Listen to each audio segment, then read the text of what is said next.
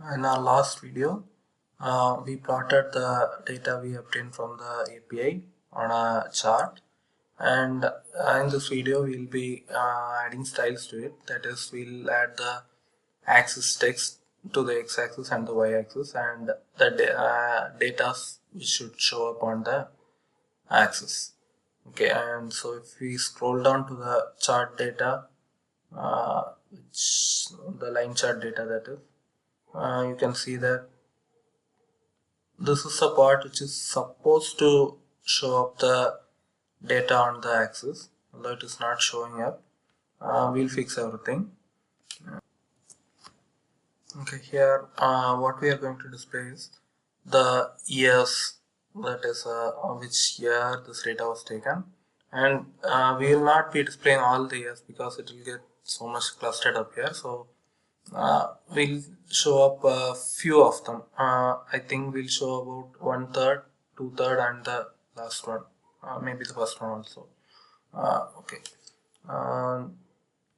And for doing that, we first have to find out from where we get the dates. And if you see here, let me show you. Here we can you see here the response.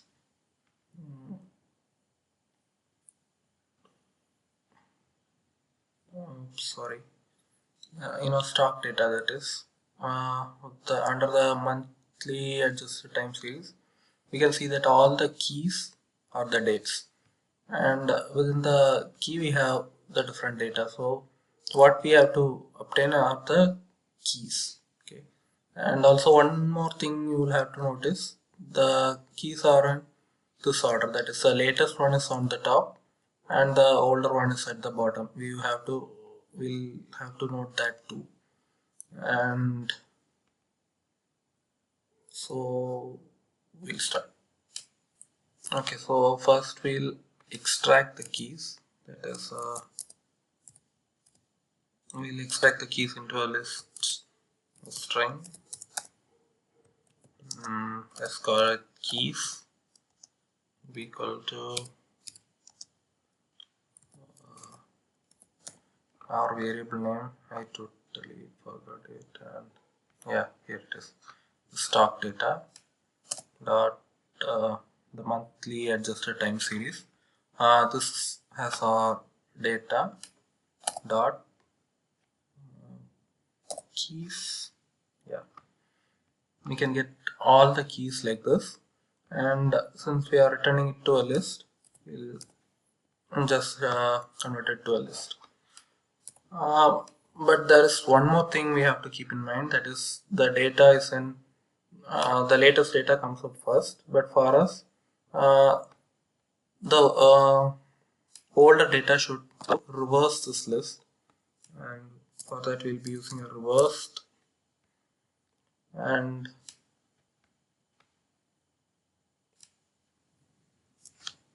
make it into a list as well. Okay, we'll just save it, and we'll start to return the values. That is, whatever value we return will be displayed on the axis. So we'll check if our value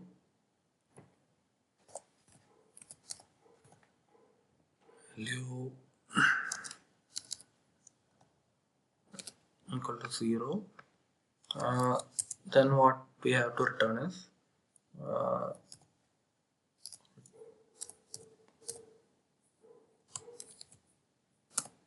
we'll return the entry from the keys.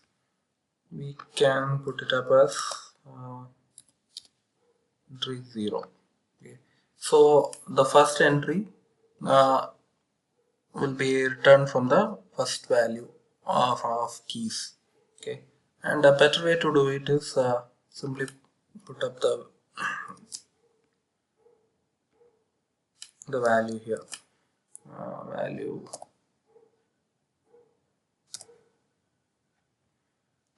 the value that gets passed here is not an integer, so it's a good idea to convert it into an integer and maybe round it off. Okay, so this is the first value which is getting returned, and if not, we'll return nothing. So only for the first value we'll be returning something. And okay, there we go. But it would be better if we can extract the year from this, and for doing that we have a function called a split, by which we can split the string with the dash in between, and then which will return us a list of values, and the first value in the list will be the year. So I'll just code it up. So this is the total year, so sorry, the total date, and from that we'll be splitting, which is a string. We'll split it up with the dash, and the dash will actually return a list of values in which the first one will be the date, second one will be the month, and next one the day. So we only need the first one, so let's save it. Okay, so we got it. Next we'll get the value, two values in between, that is the 1/3, 2/3, and the final one. Okay, and display them also. Okay. Okay, so the next one will be the value which is at the 1/3 of the total length. So for that, of all the chart data which are being stored in chart spots, and okay, value is equal to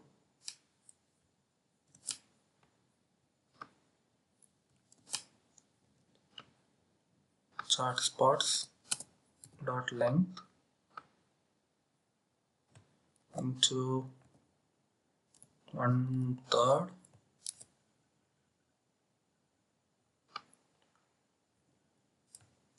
The problem with this division is that it might not be a integer, it could be a double with a decimal point, so we'll just round it off. Okay, and so let's save it.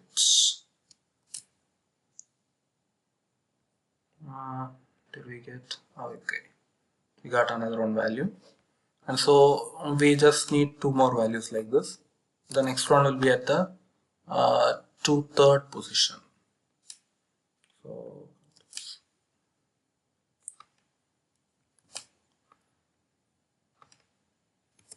2, 2, 3,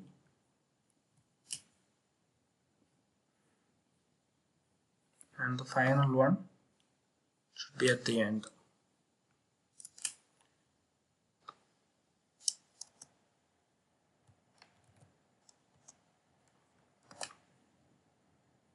Okay.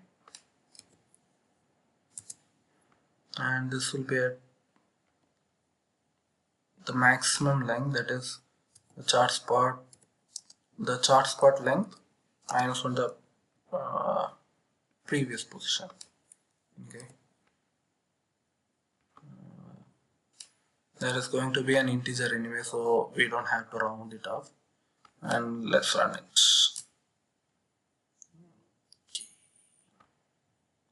Well, you can see that we got the 2000, 2017, 2013, but not the last position.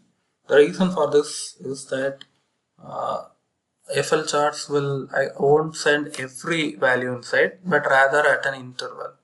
To make it send everything, we can set the interval as 1, so that every value will be sent. Now what will happen is, if they are sending as 5 in terms of 5, then maybe the last one won't come in, that won't be divisible by 5, and so it won't come in, and so we won't get the value. Let's try this. Okay, okay, that looks good. And but this margin actually looks a lot ugly. Let's change it. Here we have the margin value. We'll just change it to 1.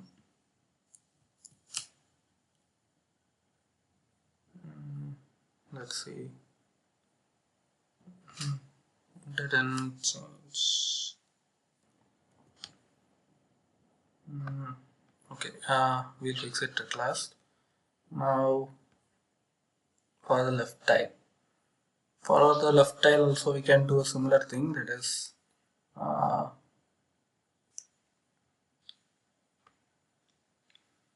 let's say we'll just set up an interval and display all the values in that interval. So let's say I'll set up an interval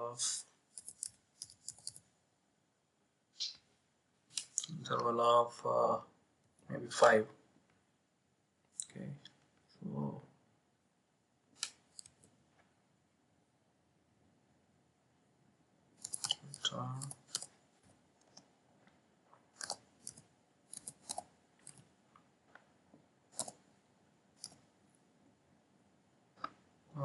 this value could be a double, so we are converting it into integer, but we can only return a string, so we'll convert it into a string.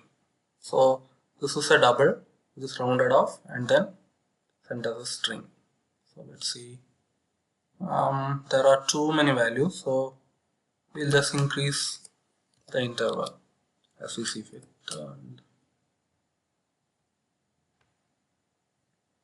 Okay, this seems to be okay. Next we'll mark the titles on the axis. For that we have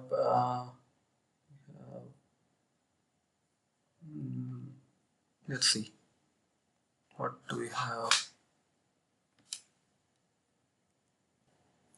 We have axis title data, which is titles data.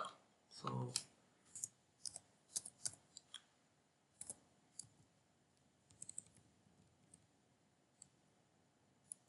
titles data, not that.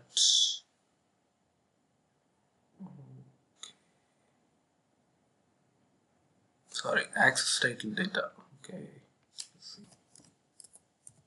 Axis title data, which is of type, let's see, FL axis title data. So let's FL axis title data, and what are the parameters we can show?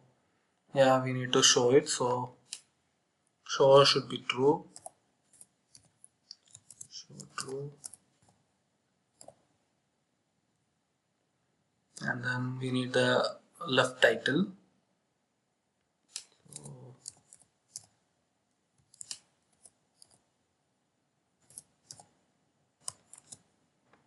left title should be of type axis title. So axis title.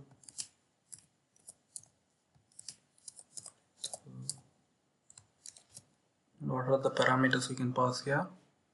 First one is show title. Yes, we should show the title. So show title should be true because we need to show it, and then title text.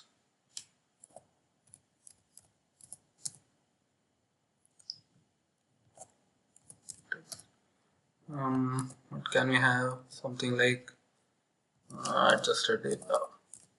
Okay.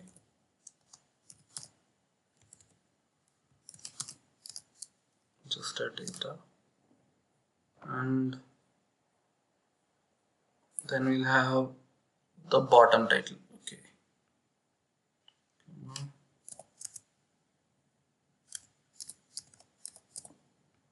The bottom title will have the same parameters, just the text will change.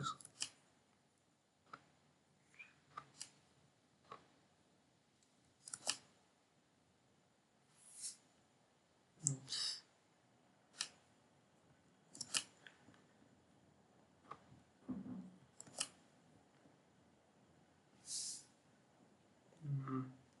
is,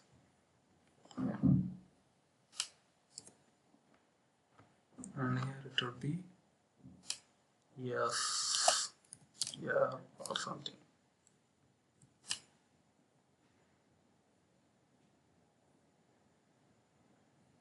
Okay, got it, but the size is so small.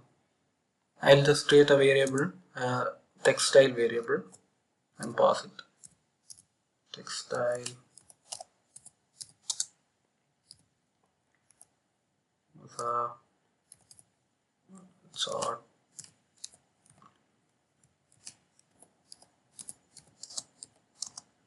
is equal to textile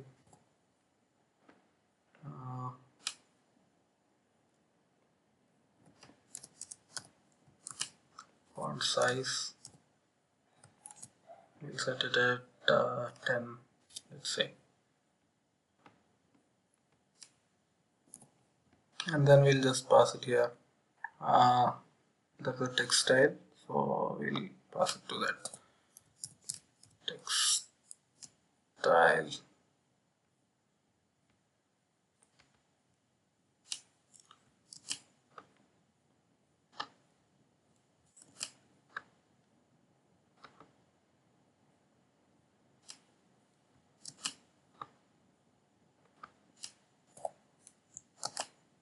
Okay, we'll save it.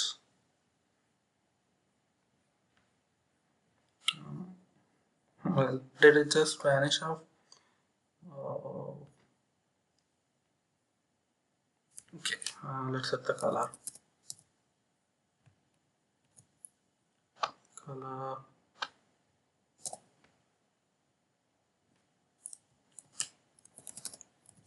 Color start black.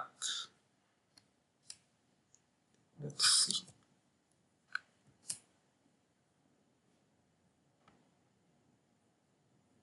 Okay, it shows up, but maybe we have to change the size a little bit more. I think a 20 should be enough. Okay, this is more than enough, I guess so. Let's draw the lines and also fix this line. This is so thick. So what are the parameters we have? Yeah, here we have the border data. And as you can see, the bottom border is a width of 4. We'll just change to 1. Okay, and we'll also use the same color and width for all the other sides. So we'll see.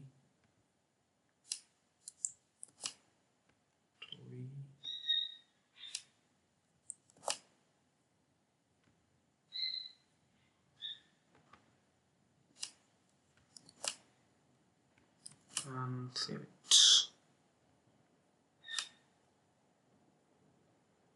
Okay, this looks good, except that this 2020 is touching the margin, so we'll just add a padding, and we'll add a padding to the container widget which contains the line chart, and we already have added padding. We'll just add some more, and about 40.